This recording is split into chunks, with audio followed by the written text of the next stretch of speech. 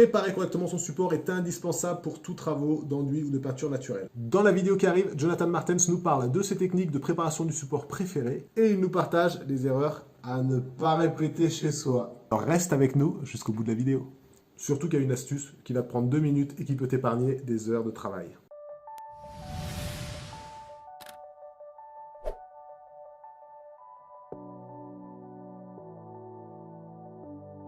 Est-ce que toi, il y a des supports desquels tu te méfies avant d'attaquer un chantier en sachant que tu vas faire tes formulations?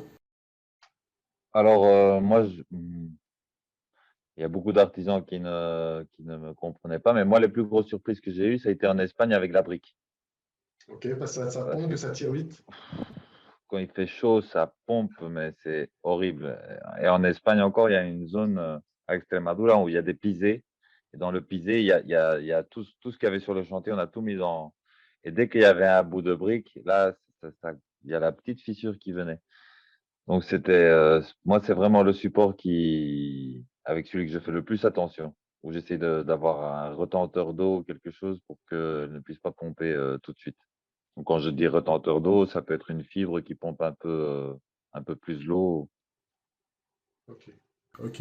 Et j'ai vu dans pas mal de posts où il me semble, en tout cas, que tu utilises beaucoup le chauplâtre en support, c'est-à-dire en après, tu vois, avant de venir mettre les enduits dessus. Peut-être que je me trompe, mais Ouais. pourquoi ce choix? Alors, ce choix, il vient souvent lorsque je suis dans du bâti contemporain, qu'il y a des plaques de plâtre, qu'il y a des fois même sur du ciment. Il peut me servir comme un genre de gobetti, sauf que je le mets à la lisseuse.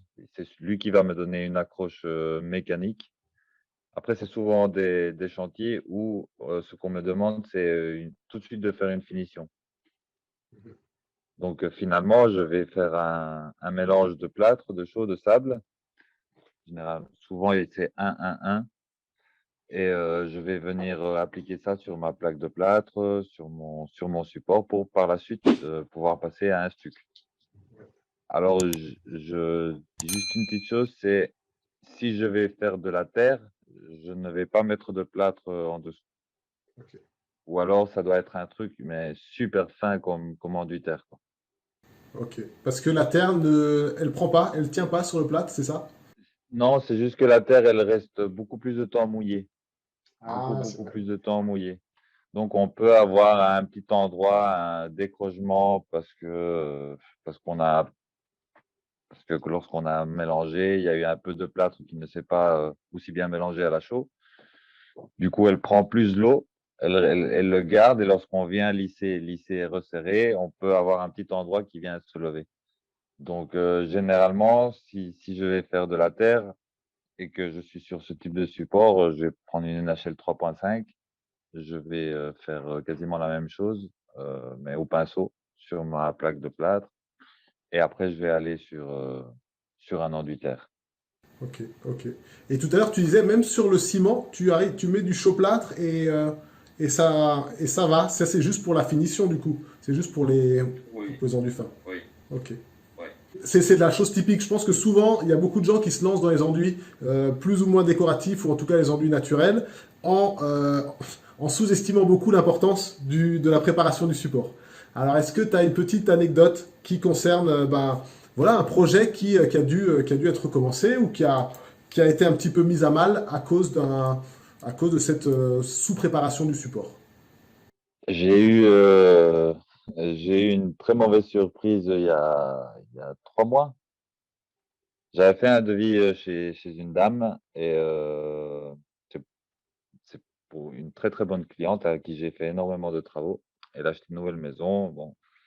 Et je passe lui faire un devis. Il y a 3 murs, 2 salles de bain et dans le salon. Et lorsque je viens, ils ont peint dans le salon, il a été peint. Donc je dis bon ben là je dois partir différemment. J'ai plus le choix que de mettre une impression acrylique aussi avec du grain, ce qui c'est- ce qui m'énerve souvent beaucoup quand je dois faire des choses comme ça. Du coup je l'ai fait et au milieu du stuc une grosse bulle qui vient, qui se lève et, euh, et je prends le couteau, je commence à tout arracher et je me rends compte qu'il y a mon stuc, ma couche d'impression, sa peinture, tout qui est en train de se lever ensemble et que je reviens au plâtre. C'est là que je me suis rendu compte que les peintres qui étaient là-bas, ils faisaient du plâtre, ils le ponçaient et ils peignaient tout de suite, sans nettoyer le mur, sans rien. Du coup, leur peinture n'avait pas accroché, elle était sur la poussière.